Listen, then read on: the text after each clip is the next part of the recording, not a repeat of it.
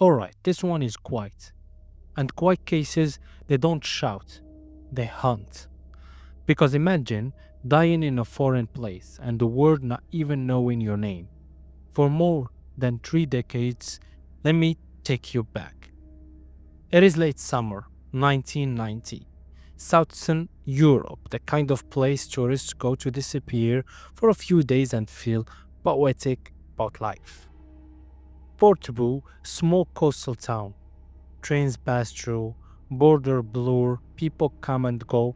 Nobody really noticed stranger there. Until one morning, a young woman is found dead. No ID, no passport, no wallet, no explanation that actually explains anything. And from that moment on, she became something colder than death itself.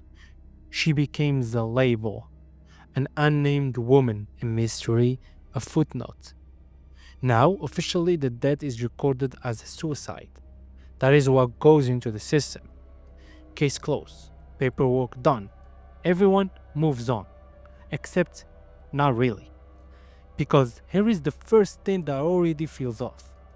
She was traveling alone. No one reported her missing. No family came forward. No friends asking questions. No frantic phone calls saying, "Have you seen her?" Nothing. And that silence, that's loud.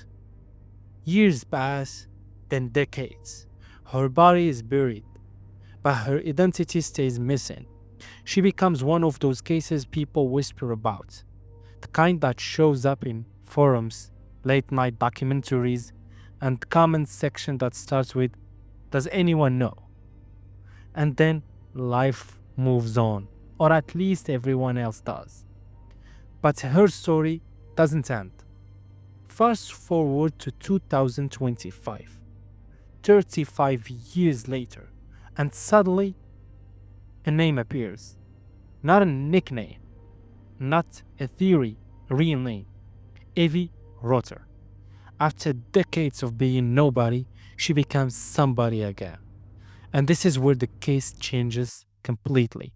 Because when you give a name back to a dead person, you don't solve the story, you reopen it.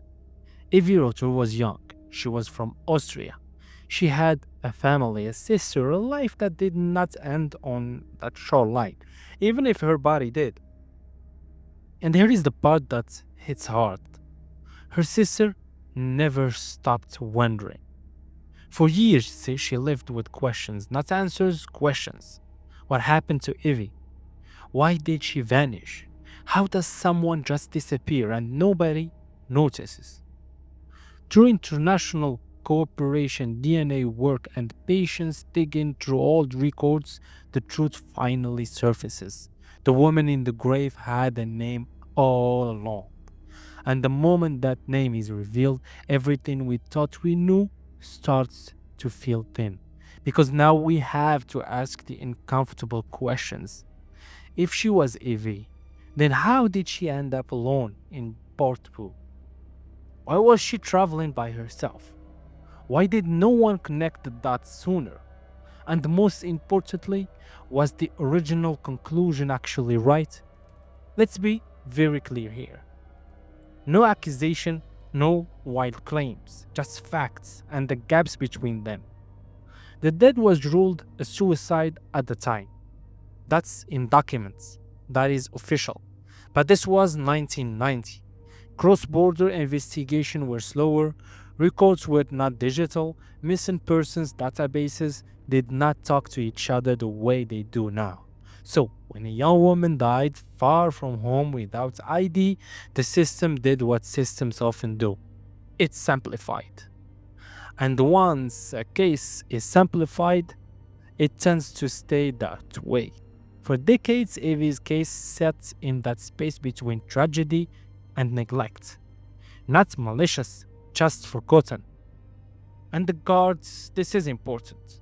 There is no evidence they ignored. No evidence of wrongdoing. But there is evidence of limits. Limits of technology, limits of coordination, limits of time before DNA could speak for the dead. What makes this case so unsettling is not what we know, it's what we don't. We don't know Evi's final days. We don't know her mental state. We don't know why she was alone. We don't know if she felt trapped, lost, or simply passing through. And now that her name is known, the emotional weight shifts because she's no longer a mystery woman. She's a daughter, a sister, a person who once laughed, packed bags, made plans, and expected to come back. The identification did not bring closure. It brought grief, delayed by decades. Her family finally got an answer, but it came wrapped in fresh pain. The kind that say, we were always looking, we just didn't know where. And here is the quiet tragedy of this case. If Evie had been identified sooner, maybe questions could have been asked while memories were still fresh. Maybe people remembered her. Maybe the timeline could have been cleared. Instead, time erased details. Witness moved on. Context faded.